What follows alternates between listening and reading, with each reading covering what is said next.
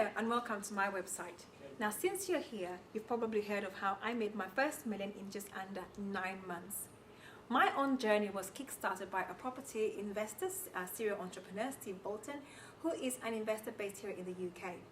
I came across Steve Bolton when I went to a business conference in Alicante, and it was at that time, one of those days that changed my life around, because he was talking about property investments and how I can take the idea of property investments and actually maximize on that and make some money. I'm a great believer that all business skills are learnable. I believe that if you follow on the strategies, there's tools, and of course get the right support, you can make it happen. That's what I did. I have no education background that would say to me, that's why I'm here today. And of course, I'm not discrediting education because that's very important. So how do you actually take a business idea from concept to cash in 90 days? I know one of the things is looking at your passion. You've got to have a passion about your business. You've got to love what you do, loving what you do and believing in what you do. The second aspect is you've got to put together a plan of how you're going to promote and advertise your business idea. So we'll be looking in great details about many other marketing strategies, ideas of how you can take on your business idea and tell the whole world the great story about your business, to bring your products to the marketplace and actually promote it. And the other aspect is selling your products. A lot of people have stuff about selling. They just hate the idea of, I don't want to sell, I can't sell anything. And what really is selling? And I believe that selling is just simply educating somebody else, informing people about your product and your service, and see if they're the right ones for you. You're not having to say, buy my product, here it is. No, it's simply educating them and helping them make a buying decision.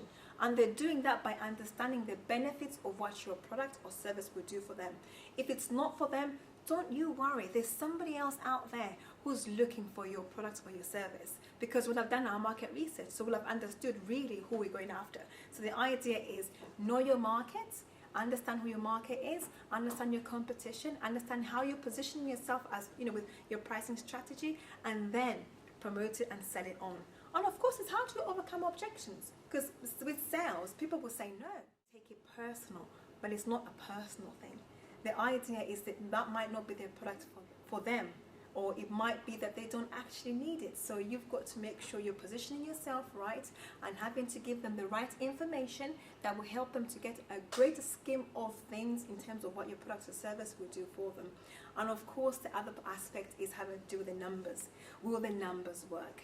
Will the business actually, is it a viable business? Is it a hobby? So we have to take into account just looking at the figures and saying, right, okay, how much would it cost to actually buy the product or to make the product and to be able to deliver it to the marketplace, and looking at all the costings and taking every little bit into account, because usually people think, I've got a great idea and I'm going to promote my idea, and you get out there and actually there's no real market for your product, or there might be a market but not at that price. So making sure that your pricing is right, making sure that the numbers, and you've taken into account all the costs.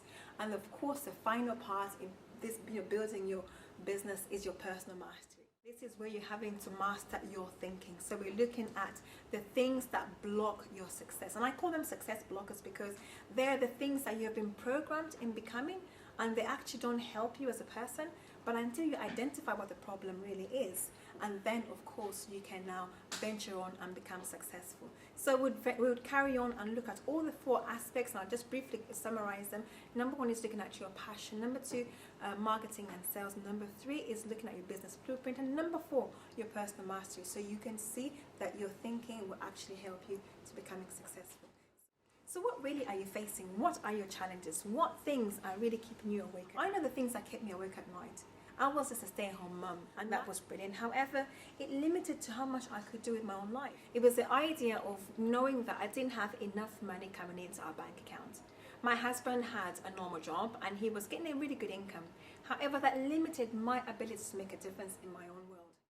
I'll tell you what frustrated me was the idea of not having enough money at the end of the month, or just even simply relying upon my husband. Life was good, however, I couldn't have more of an impact into my community, but also in my own life.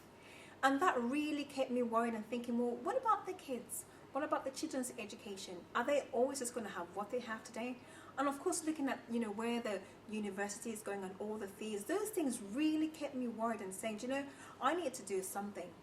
And I thought, I can sit here and really think about these things, but I need to do something about it. And so I'm a great believer that whatever it is that you have, whatever great ideas that you have, there's some of those ideas that can help you turn nothing into something tangible. You'll be amazed how ordinary people just like me have done some extraordinary things. It's not that there's anything special about me, but it's to know that the same business fundamentals that you can apply can work for you.